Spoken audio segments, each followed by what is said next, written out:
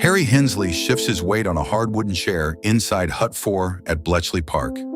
It is the spring of 1943, well past midnight, and the air smells of damp wool, stale cigarette smoke, and mimeograph ink. Outside, the Buckinghamshire countryside is swallowed by the blackout. Inside, the 21-year-old Cambridge undergraduate is staring at a mountain of decrypted German radio traffic. His eyes are bloodshot. His fingers are stained with graphite.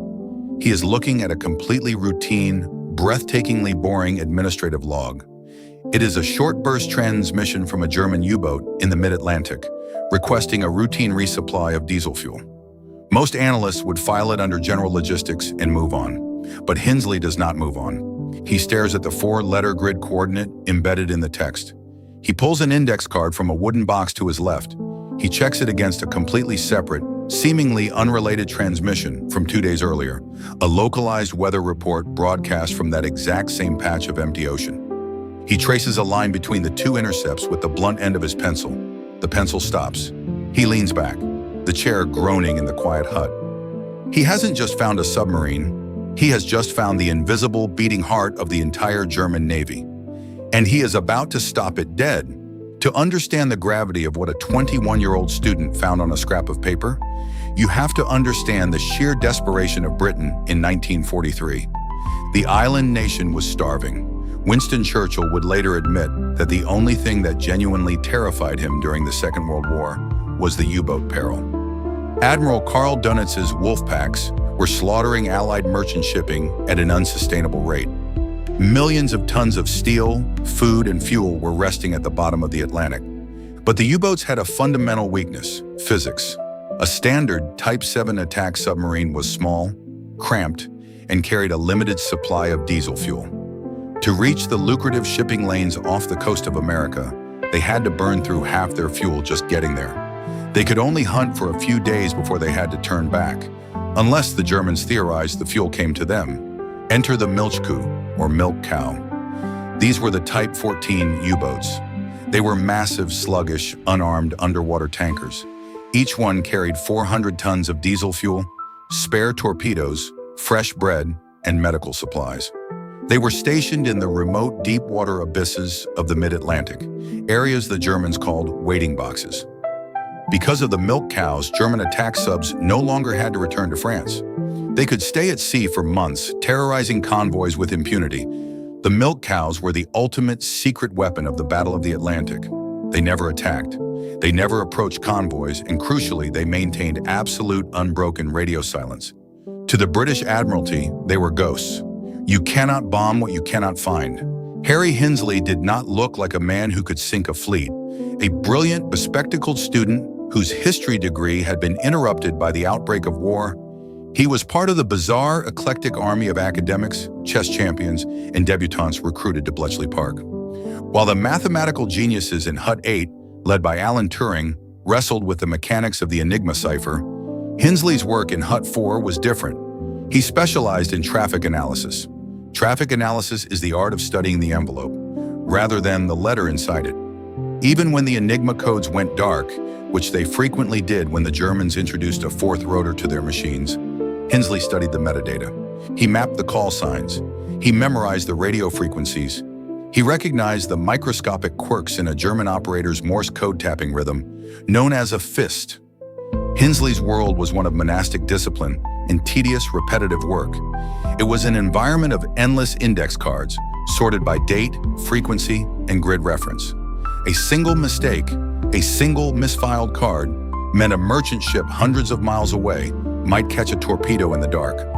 By the spring of 1943, Bletchley Park had finally cracked the shark Enigma, the naval code used by the U-boats. But the ocean was vast and the decrypts were arriving by the thousands, creating a cacophony of intelligence that threatened to overwhelm the Admiralty. They needed actionable targets, and that is what Hensley found in the quiet hours of the night shift. The Germans were famously meticulous. Their bureaucracy was highly structured, even in the middle of a war zone. Hensley noticed a pattern in the chaos. When an attack sub ran low on diesel, it had to break radio silence to request a rendezvous. It would send a short, highly encrypted signal to Naval Command in Germany. Command would reply, assigning a specific oceanic grid coordinate for the sub to meet a milk cow. The milk cow itself would not reply. It simply sailed to the coordinate and waited. But Hinsley realized the Germans had made one fatal administrative error.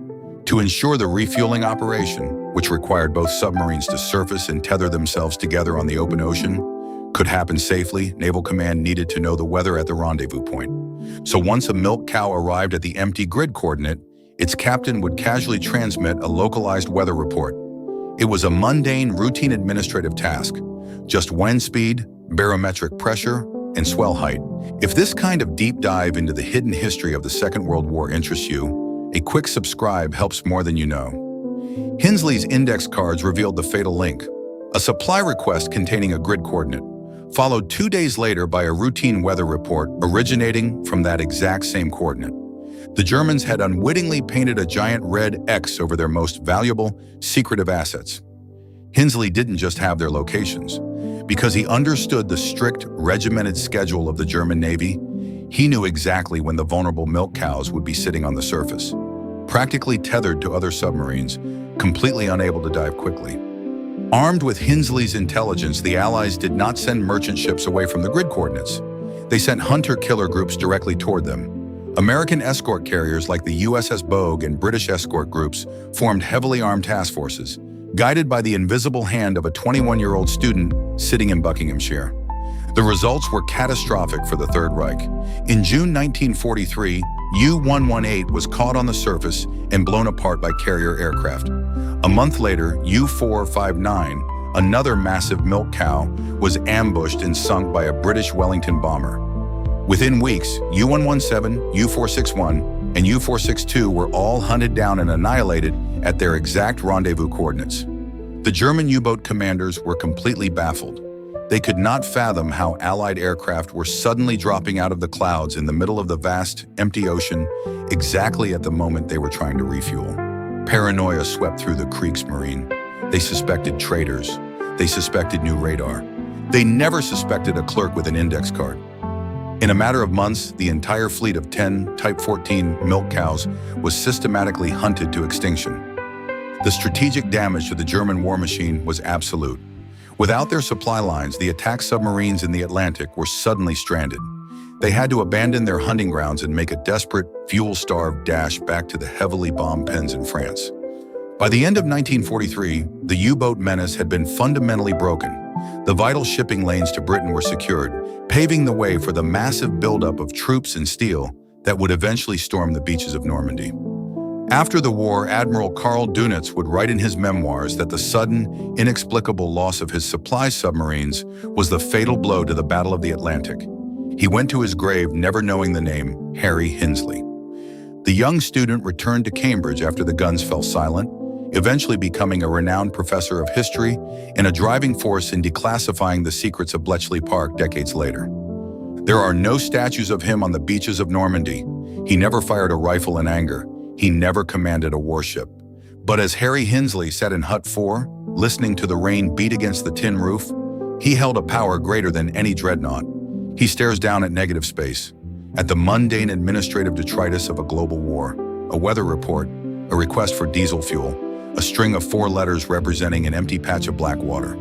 He files the card away, picks up his pencil, and begins looking for the next one.